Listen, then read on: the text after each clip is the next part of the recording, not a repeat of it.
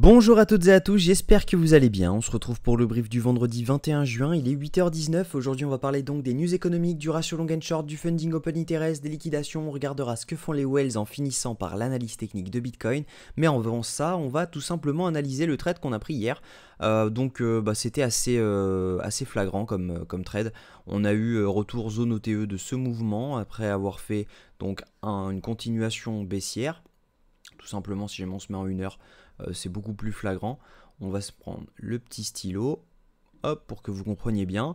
On avait donc cette tendance baissière, tout simplement. On a fait ce plus bas juste ici.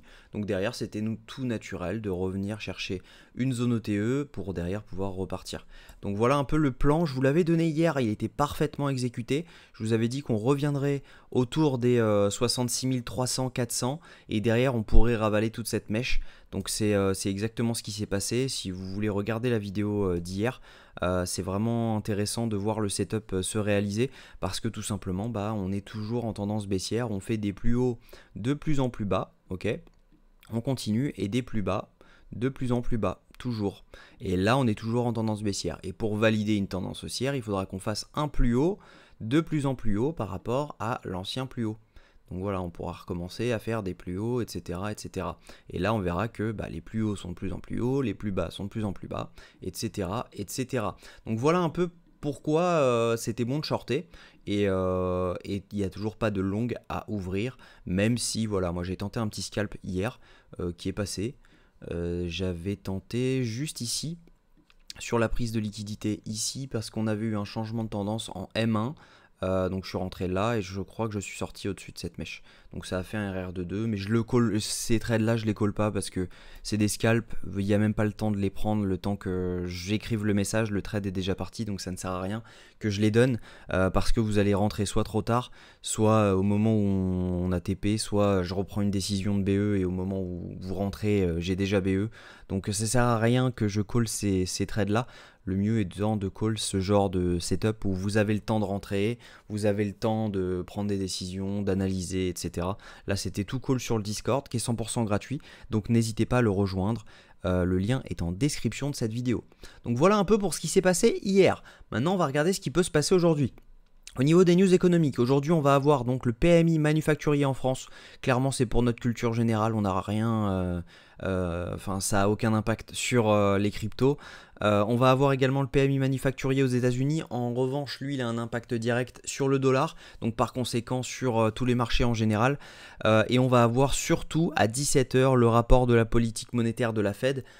Donc ça va être très intéressant à regarder, savoir si jamais ils sont toujours dans un quantitative lightning ou quand ils voudraient repasser en quantitative easing.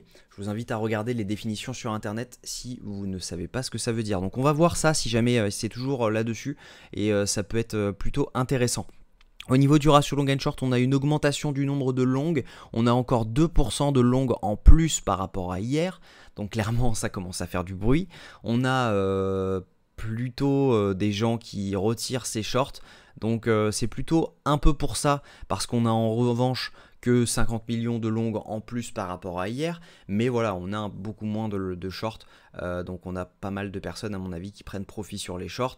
Et pas grand monde qui ouvre du long, mais voilà, on a quand même pas mal de longues à prendre, donc attention à ça. Si jamais on regarde tout simplement ce qui s'est passé hier, on a eu donc, je vous avais dit hier, donc on a eu énormément de longues qui se sont ouvertes juste là.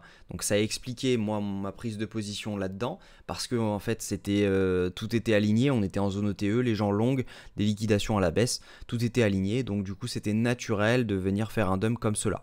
On voit également que c'était vraiment du long parce que on avait des stop loss qui se situaient ici, des BE, des liquidations, etc. Et qu'est-ce qu'on voit? On voit que l'open interest passe plus bas que ce qu'on avait ici. Et bien tout simplement, ça veut dire que tous les longs qui se sont ouverts là se sont fermés ici. Donc ça c'est plutôt intéressant parce que ça veut tout simplement dire que les longs qui sont rentrés hier ne sont plus dans le jeu. Donc on a liquidé la plupart. En revanche, si jamais on regarde ce qui se passe ici, on voit que ici on a l'open interest qui monte avec les funding qui montent avec l'open interest qui monte. Donc ça veut tout simplement dire que ici il y a du long qui s'est ouvert et on voit qu'il ne s'est pas encore fermé. On a encore une hausse. Si jamais on regarde juste ici, on a du short qui s'est ouvert. On a l'open interest qui monte avec des fundings qui descendent. Donc ici, on a des gens qui ont short. Donc potentiellement ici, on a des liquidations. Donc ça, c'est plutôt intéressant. Derrière, ce qu'on a, c'est que logiquement, ceux qui rentrent en longue, ici, soit mettent leur stop loss ici, soit mettent leur stop loss ici. Donc on n'est pas à l'abri de venir faire une dernière mèche baissière, voire une mèche complètement une tendance haussière et respecter cette tendance. Mais voilà, on n'est pas à l'abri, sachant que là, on a déjà liquidé. Donc ce qui va être intéressant de voir, c'est que font les gens à très court terme. Et là, on voit tout simplement qu'on a eu une grosse hausse de l'open interest avec une baisse des fundings. Donc ça veut dire que juste ici, juste là, on a eu des grosses ouvertures de short. Donc ça, c'est plutôt intéressant parce qu'ils sont déjà sous l'eau, ils sont déjà dans le rouge. Donc ça veut dire que leur SL est sûrement ici ou un peu plus haut. Donc voilà, ça va être intéressant de le voir avec les liquidations. Donc, si jamais on regarde ça sur 12 heures, normalement on devrait voir pas mal de liquidations à la hausse et à la baisse. Voilà. Donc on a pas mal de liquidations autour des 65 720 et on en a pas mal autour, donc on pourrait venir chercher les 64 000 à 63 800.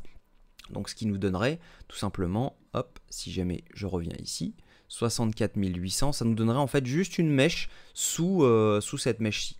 Donc plutôt intéressant, ça c'est sur 12 heures. Si on regarde sur les dernières 24 heures, on a pas mal de liquidations à la baisse et c'est ça que je vous expliquais, c'est qu'il y a pas mal de gens qui ont short juste ici.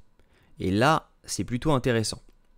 Donc, si jamais on regarde encore les liquidations sur 3 jours, hop, si ça veut bien charger, on a énormément de liquidations à la baisse et cette mèche-là devrait être prise à un moment ou à un autre. Mais voilà, ce qui pourrait se passer, et vous allez comprendre pourquoi, à où je veux en venir, c'est regardez d'abord regardons d'abord ce que font les whales. Si on regarde, là elles sont actuellement en vente, donc on n'a vraiment pas de zone d'achat. En revanche, les grosses whales, elles achètent, parce que ça reste des zones bonnes à long terme. Les retails, eux, continuent d'accumuler, et les micro whales, donc c'est elles qui font le plus gros volume, elles continuent de vendre. Maintenant, si jamais on regarde techniquement, ce qui pourrait être intéressant, c'est que là, on a repris une tendance baissière à court terme. Si jamais on regarde, on a pris tout simplement cette tendance basse, ok, on a fait notre choche. Derrière, on n'a jamais ravalé une zone OTE là-dessus. Donc ce qui pourrait être intéressant, c'est de reprendre une zone OTE là-dessus et derrière, pouvoir faire un pump comme celui-ci, reprendre tout le FVG qui était ici, ok. Donc on repump là-dedans pour ensuite pouvoir dump autour des 63 800 $. Et en fait, ce qui pourrait nous donner un short sympa, c'est que notre SL maintenant, il est serré. Et on pourrait avoir tout simplement un trade comme celui-ci. Donc voilà, on a notre RR de 2. Donc moi, ce que je pense, c'est qu'on peut avoir clairement une jolie tendance baissière qui se valide encore. En revanche, si jamais on venait à se faire SL, et on espère, si jamais il y a un SL, qu'on clôture au-dessus de cette mèche, pour tout simplement valider une tendance haussière, parce que du coup ça nous donnerait une tendance haussière, on continuerait les plus hauts de plus en plus haut, etc. Et nous, ce qu'on chercherait à ce moment-là, c'est une entrée pour longue. Donc voilà, c'est pour ça l'importance de bien respecter son risque par trade. Donc voilà, j'espère que cette vidéo vous a plu, vous avez le plan de la journée, normalement ça devrait monter puis dump. Maintenant, si jamais ça dump directement, ce sera pour remonter très rapidement. Donc voilà, le plan reste le même pour le moment. Je donnerai toutes les updates sur le Discord, n'hésitez pas à le rejoindre, c'est 100% gratuit. Prenez soin de vous, à demain, bonne journée.